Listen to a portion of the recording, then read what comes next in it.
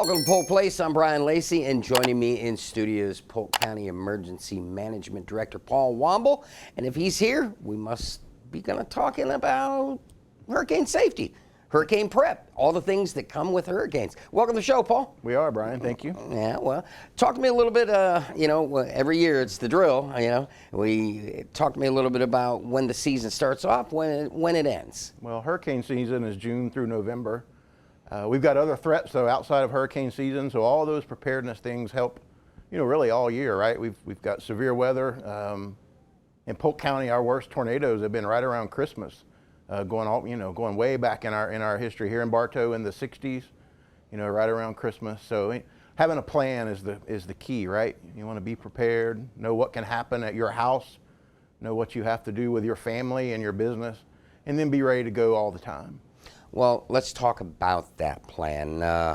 Let's talk shelter in place. Let's talk using public shelters, and let's talk worst case scenario, evacuation. Yeah, so hurricane shelters, in Polk County we don't have a coast, we don't have beach, so we don't have hurricane evacuation zones like you'll see in coastal counties.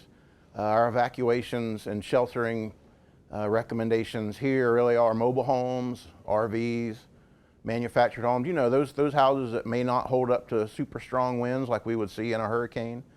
So have somewhere to go where you'll be comfortable, a family member, somebody from church, a friend that doesn't live in one of those types of homes. We have shelters, they're there for people that don't have other choices. They're in our schools. We make those information available every year with a publication we call our Hurricane Shelter Map. Those will be available out in public stores very soon.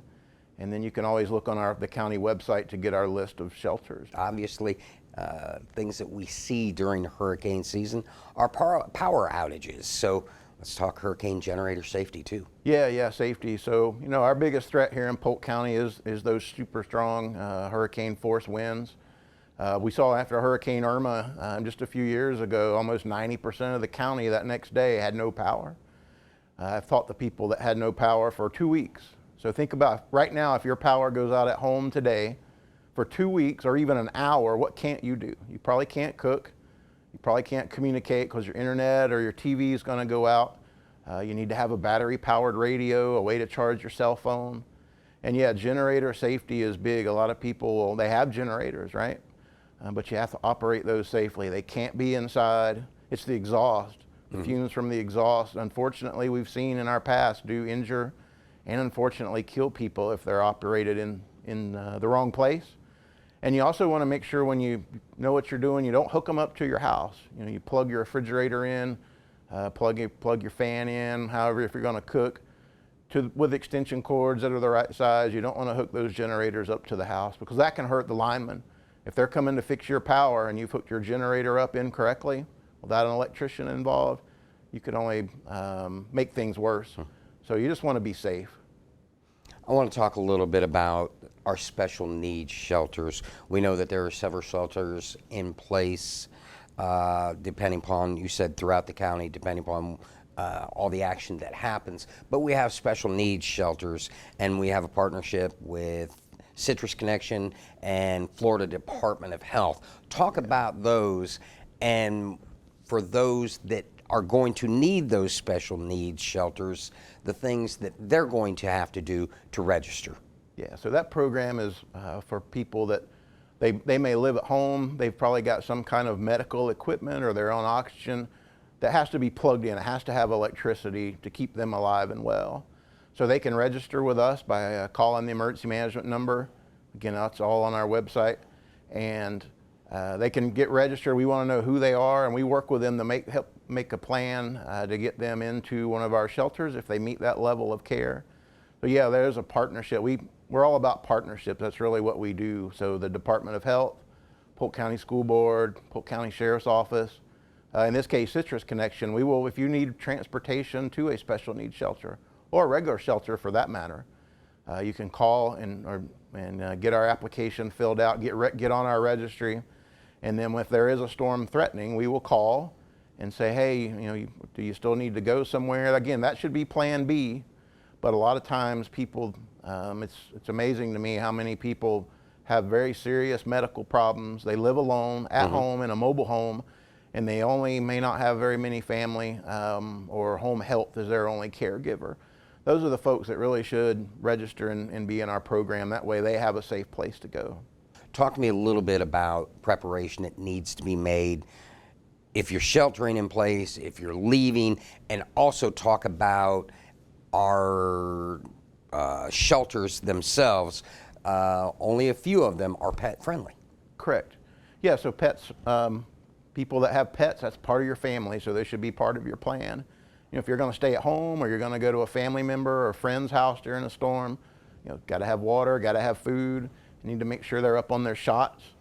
And those are the same rules that apply if you come to one of our 3 pet-friendly shelters that we have. And it's not doggy drop-off. Yeah. You know, you got to bring your animal in a carrier. Cats, dogs, domesticated animals, birds. It's, you know, it's not for your horse.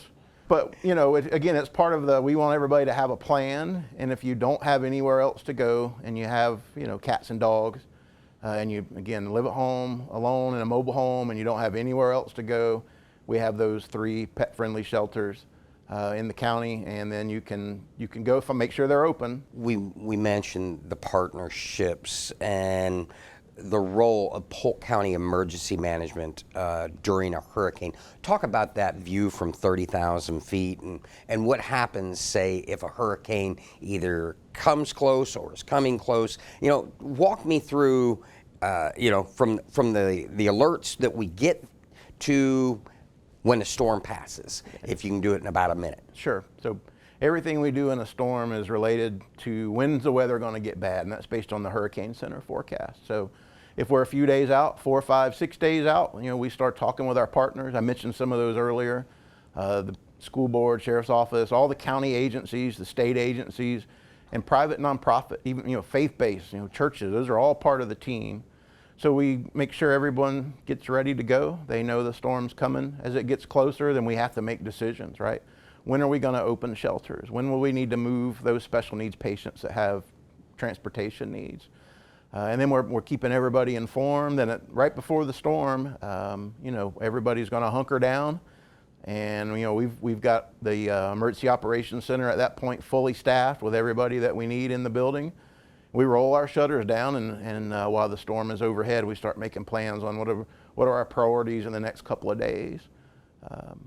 Determine the damage, see where folks need help, you know, get roads open, get schools back open, and then go into longer-term recovery operations. And that takes the whole team. You know, our job is to put it together, make sure everyone's working together, which we do that very well here in Polk County. A lot of communities, that's not the case.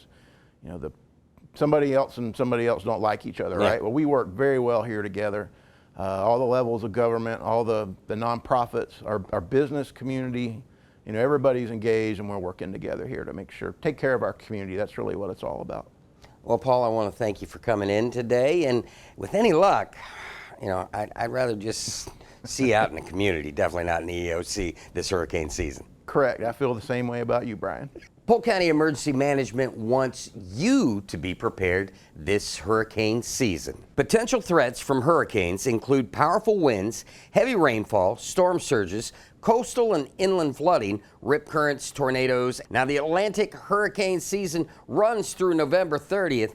It is important to create a kit of supplies that you can take with you if you're forced to evacuate. Now, this kit will also be useful if you're able to stay in your home, but are still affected by the storm, such as through the loss of power. Now, if you prepare your kit ahead of time, you can alleviate a lot of potential stress in a very chaotic situation. Now, if you need more information on hurricane prep, go to www.polk-county.net or give Polk County Emergency Management a call at 863-298-7000.